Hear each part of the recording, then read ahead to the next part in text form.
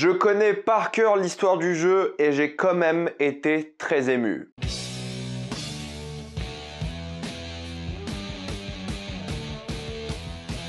The Last of Us, épisode 1. Comme d'habitude, jusqu'à la minute indiquée dans le titre de la vidéo, il n'y aura pas de spoiler, jusqu'à vous êtes tranquille. Après, on va tout spoiler et je ne vais pas spoiler le jeu, ou les deux jeux d'ailleurs, dans cette vidéo. Si vous n'avez pas joué au jeu, ne vous inquiétez pas, je vais spoiler que cet épisode-là à la minute indiquée, mais pas le reste du jeu. Je vous l'indique parce que c'est important. The Last of Us raconte l'histoire d'un monde apocalyptique dans lequel un homme qui s'appelle Joel doit s'occuper d'une jeune fille qui s'appelle Ellie et doit l'emmener à un endroit très précis car elle a une importance capitale. Ce fut très bizarre comme expérience de revoir quasiment le jeu plan pour plan dans la série. Mais avant de commencer cette vidéo, j'aimerais vous expliquer comment regarder cette série en une bonne qualité, et ceci grâce au partenaire officiel de celle-ci, CyberGhostVPN et ses 38 millions d'utilisateurs et presque 5 sur 5 sur Trustpilot. Le gros problème d'Amazon Prime, c'est qu'ils ont racheté les droits pour diffuser The Last of Us en France, et tant mieux, on est tous très contents par rapport à ça, mais ils n'ont pas le droit de diffuser la série en 4K. Moi, honnêtement, ça m'emmerde parce que j'ai une télé 4K que j'ai payé cher, OLED, et j'ai envie de voir cette série dans la meilleure qualité possible. Donc c'est ou je regarde ce Prime Video dans une qualité dégradée et ça se voit dans l'épisode, ou alors tout simplement je prends un VPN et je prends un abonnement HBO Max pour 5 € par mois avec un VPN en Roumanie. Je vous donne le conseil de juste payer votre abonnement avec l'application de votre téléphone App Store ou Play Store. Moi je paye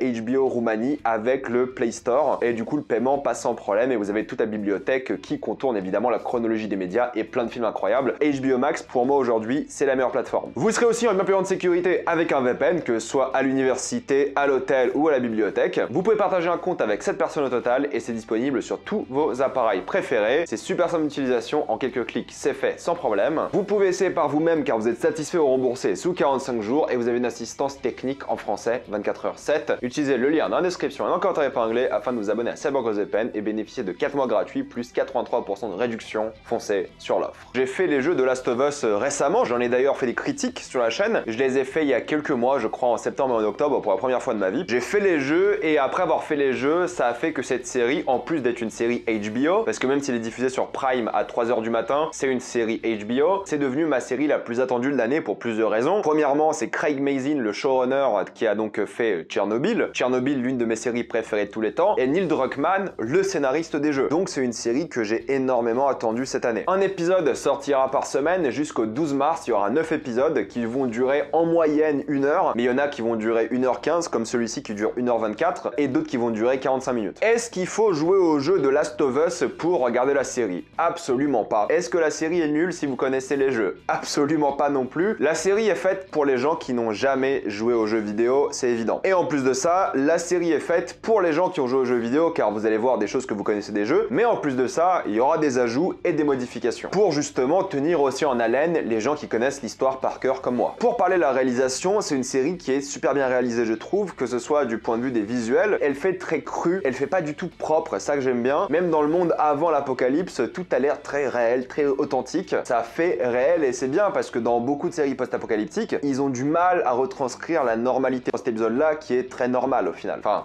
en tout cas le début. Le seul truc qui est vraiment embêtant, comme je l'ai dit durant la partie sponsorisée de la vidéo, c'est que la série n'est pas en 4K et ça se voit. Au début je pensais naïvement que c'était une sorte de grain de film qu'ils avaient fait parce que le jeu a un grain de film, mais non, c'est juste que la série est en HD et non pas en 4K. Et pour avoir fait le test après sur HBO Max, la différence est très nette. C'est beaucoup plus beau sur HBO Max, l'expérience n'est pas la même. Surtout si vous avez l'écran qui va avec. Moi j'ai un écran 4K OLED, c'est fait pour ce genre de série. Mais ce qui est bien, c'est que cet épisode-là a de super séquences. Pour le coup, il y a une séquence en voiture qui est phénoménale, hein, qui fait beaucoup penser à Children of Men, et ça fait beaucoup penser à Children of Men pour deux raisons. Il y a une séquence en voiture qui fait penser à Children of Men, et il n'y a pas d'enfants, ou alors il y en a très peu. C'est pour ça au fait que les enfants, comme dans Children of Men, représentent l'espoir. Si vous n'avez pas vu Children of Men, regardez, c'est l'un des plus grands films de science-fiction de tous les temps. Et en plus, visuellement, ça ressemble beaucoup à Children of Men, je trouve. C'est un peu l'apocalypse, il y a des rebelles, il y a la résistance. De toute façon, ça a été une inspiration pour le jeu, hein. Même visuellement, il y a de grosses inspirations de Children of Men. J'ai aussi vu une référence peut-être à l'un de mes films préférés aussi, La liste de Schindler, avec un enfant habillé en rouge. Il y a quelques références comme ça. Et il y a un travail qui est fait surtout dans la première partie de l'épisode sur les reflets. Vous allez voir que le virus n'est que dans les reflets. Regardez bien tous les reflets, regardez bien tous les arrière-plans aussi. Le virus n'est jamais réellement vu par les personnes jusqu'au moment où évidemment tu vois le premier infecté. Mais la force de la mise en scène, c'est l'ambiance. Cette ambiance de désespoir, d'anxiété. Le truc, c'est que même en sachant ce qui allait se passer dans l'histoire, j'étais anxieux, j'ai été ému. Je savais très bien ce qui allait venir et j'attendais juste de voir comment ça allait venir. Il y a un vrai stress qui est créé par rapport à ça. Tu sais que ça va arriver et j'ai presque des frissons à y penser, hein. J'étais complètement complètement dedans, peut-être encore plus parce que je connaissais ce qui allait se passer. J'en sais rien, dites-moi ceux qui n'ont pas joué au jeu si vous étiez très tendu pendant la séquence du début, quand tu découvres au fur et à mesure le début de l'apocalypse, mais j'ai trouvé justement ça très bien fait. Je dirais pas qu'il y a de magnifiques plans pour l'instant, je pense que ça viendra plus tard ça pour le coup parce que tout est sale, mais c'est surtout les décors qui sont plutôt bien faits. Alors oui, tu vois que c'est des endroits qu'ils ont fait eux-mêmes, c'est des décors avant tout, même si ça a beaucoup été filmé en extérieur, ils ont tout refait pour donner cet aspect post-apocalyptique, mais t'as cette impression que c'est un monde vivant pour le coup. T'as pas beaucoup de scènes dans ce monde, surtout à Boston, mais je me suis jamais senti enfermé dans un studio. J'avais vraiment l'impression que la ville allait plus loin que ce que j'ai vu. C'est une belle série visuellement pour le coup pour l'instant, même s'il n'y a pas eu des plans magnifiques, et tu vois quel budget. Alors là, on est sur du budget à la HBO, un budget similaire aux 5 premières saisons de Game of Thrones. C'est pas un budget colossal non plus, mais c'est quand même un gros budget mine de rien. J'adore la musique parce que t'as évidemment la musique des jeux de une, mais aussi t'as des musiques qui font plus penser au deuxième jeu, avec ces tambours, ces trucs qui créent justement du stress, et t'es pas bien en fait. Et le sound design est vraiment bien, surtout par rapport à la scène en voiture, qui crée un véritable stress. Après, en termes de décor et en termes de infectés, pour l'instant on n'a pas vu beaucoup d'infectés, mais ils sont super bien faits, il y a pas mal de séquences vraiment stressantes avec eux, tu les découvres au fur et à mesure, et les costumes par exemple, c'est les costumes des jeux, quasiment. Il y a quelques références à d'autres jeux de Naughty Dog, mais grosso modo, tous les personnages portent les mêmes costumes que les jeux. Mais ça fait pas du tout cosplay, et ça c'est important. J'aime bien la direction artistique, la manière dont ils ont reconstruit ce monde, qui ressemble beaucoup à celui des jeux, mais qui est quand même bien foutu visuellement aussi, même pour ceux qui n'ont pas joué au jeu je pense, et surtout les différences qu'il y a avec les jeux. Parce qu'il y a des différences qui sont là pour te surprendre en tant que joueur, et c'est vraiment bien. Je vous l'ai dit, hein, je parle souvent de la scène en voiture, mais grosso modo, les scènes d'action sont plutôt bien foutues. Il y a quelques séquences qui sont assez impressionnantes, mais tout est fait par rapport au drame des personnages, et c'est ces personnages-là qui sont mis en avant. Joel, t'y crois dès le début, Pedro Pascal est phénoménal, sa fille Sarah, incroyable aussi, tu crées une vraie empathie pour elle, instinctivement tu l'adores. Tommy, tu l'as vu un petit peu, mais tu le comprends. D'ailleurs, il a quasiment la même voix que dans les jeux, si vous avez fait les jeux en VO, ce qui est assez perturbant parce que c'est pas du tout le même acteur. Bella Ramsey, alors là, dès la première séquence, dès la première phrase, j'ai fait ouais, c'est Ellie. C'est pas un choix de casting qu'ils ont fait au hasard. Dès que je l'ai vu à l'écran, je me suis dit ok, ils ont géré le casting à 100%. Tous les gros mots qu'elle dit et des choses comme ça, c'est incroyable. Et l'autre personnage intéressant, c'est Anna Torv qui joue Tess et qui est plus intéressante que dans le jeu, déjà je trouve, et qui a une prestance plus importante que dans le jeu. Donc c'est bien qu'ils aient donné vraiment l'importance à ce personnage plus que dans les jeux. Je parle beaucoup des jeux évidemment parce que c'est adapté d'un jeu et c'est quasiment adapté plan pour plan à certains moments. Il y a même des dialogues qui sont identiques au jeu et t'as des séquences qui sont identiques au jeu. Limite la même cinématographie, c'est assez impressionnant. Mais même si vous n'avez pas fait les jeux, l'histoire est super prenante, super émouvante, super divertissante. Et en termes de rythme, c'est génial quoi. Tu ne vois pas les 1h20 passer. C'est fabuleux. Les thématiques sont les mêmes que le jeu évidemment. C'est l'histoire paternelle, c'est le désespoir, justement face à l'espoir. Et c'est la violence, qui est quelque chose d'extrêmement important dans le jeu. Et les gens qui avaient peur qu'il n'y ait pas assez de violence dans la série, il y en a suffisamment où il faut. L'émotion est présente, les personnages sont bien développés, t'en apprends beaucoup sur les personnages et ils ont tous une bonne alchimie quoi. Quand tu vois Joel justement dans ce nouveau monde, tu comprends quel genre de personne il est devenu. Pour conclure, The Last of Us épisode 1, c'est un excellent premier épisode de série. Ça confirme qu'il faut faire confiance à HBO et qu'ils ont fait une série absolument fantastique ici. Et je pense que ça sera la meilleure adaptation de jeux vidéo de l'histoire et de loin. Parce que là, on commence avec l'émotion, on commence avec une histoire qui est certes assez connue dans le monde du cinéma, hein, mais qui est extrêmement bien retranscrite ici. Ça sera la série post-apo peut-être de l'histoire, on verra bien. Mais c'est fait pour tout le monde. J'espère que ça sera de plus en plus sombre au fur et à mesure des épisodes. Et j'espère vraiment qu'ils vont y aller à fond de ce point de vue-là. J'ai vraiment hâte de voir ce qu'ils vont faire. On va en parler épisode par épisode. Mais pour moi, pour l'instant, c'est une véritable réussite. Et je suis grave content de ce qu'ils ont fait là. L'année commence très très bien. J'ai envie de binge toute la série, mais je sais que c'est pas possible. Je vais maintenant passer en spoiler.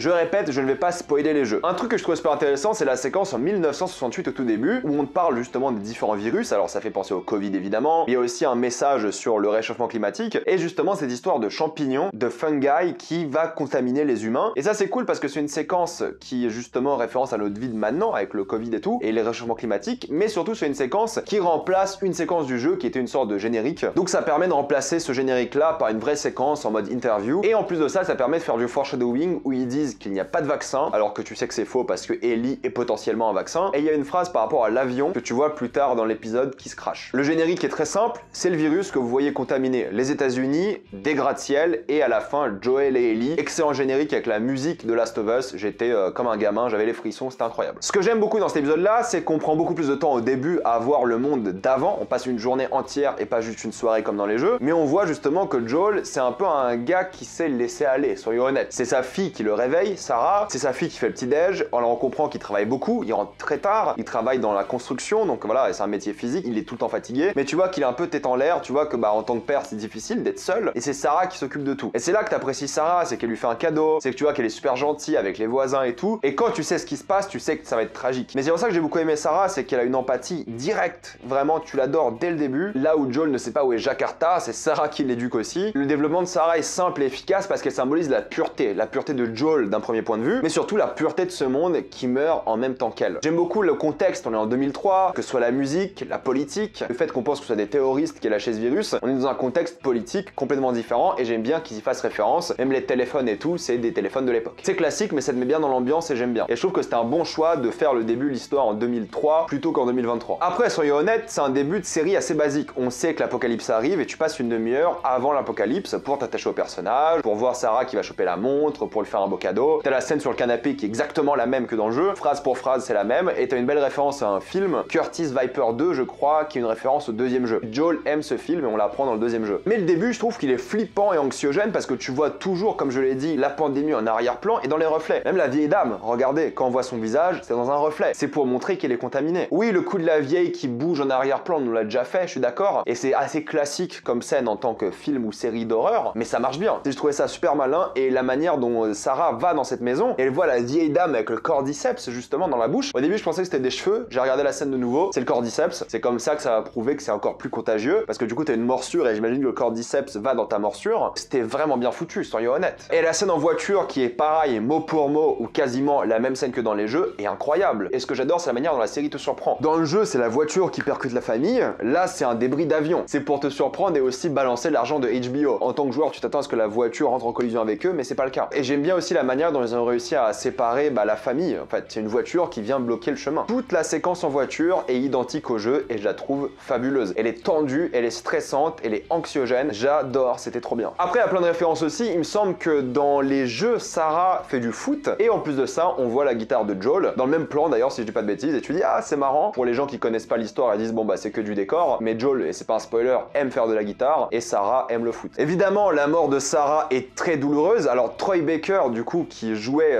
Joel dans le jeu vidéo fait un excellent travail pour le coup dans le jeu, mais là Pedro Pascal est aussi extrêmement pertinent, il est très émouvant, la scène est très dure, les cris de Sarah sont angoissants, c'est une magnifique scène, très dure à regarder, très dure à vivre, mais bordel qu'elle était bien. Parce que ça reprend un peu ce twist sur le cinéma et les séries, c'est qu'en général dans ce genre de film, l'armée c'est le symbole de la sécurité, là c'est pas le cas du tout, l'armée crée les problèmes. Donc évidemment pour parler de Joel, c'est la mort de Sarah qui lui fait changer sa vie, on voit après 20 ans plus tard qu'il ressent plus grand chose, c'est un trafiquant, ce qu'on apprend, de pilules mais aussi de batteries, il peut jeter un cadavre d'enfant, d'où la référence à Schindler's List, dans le feu sans problème, mais il est encore évidemment traumatisé par la mort de Sarah, il garde sa montre qui est je crois cassée au même endroit que dans les jeux, c'est assez incroyable, il est alcoolique et il se drogue aussi pour pouvoir dormir tout simplement, tu vois qu'il est traumatisé par ça clairement. J'aime bien les petits détails quand Joel va voir un flic et lui vend des pilules, j'aime bien qu'il demande de garder le sachet, et c'est logique parce qu'en vrai dans ce monde là, des sachets comme ça ne sont plus produits, donc t'as envie de garder chaque objet comme ça. C'est un petit détail de world building que j'aime beaucoup. La relation avec Tess est bien plus explorée parce que là pour le coup tu les vois ensemble on imagine, en tout cas ils partagent un lit donc voilà ils sont ensemble, c'est une belle différence avec le jeu même si dans le jeu c'était un peu sous-entendu qu'ils étaient ensemble. J'aime bien le fait que Robert soit terrifié par Joel et donc ce n'est pas Tess qui tue Robert mais c'est quelqu'un d'autre. Et j'aime bien aussi la petite différence par rapport au fait que Joel essaie de garder contact avec Tommy et c'est ce qui le motive à aller voir Tommy. C'est une petite différence pour moi qui montre quand même que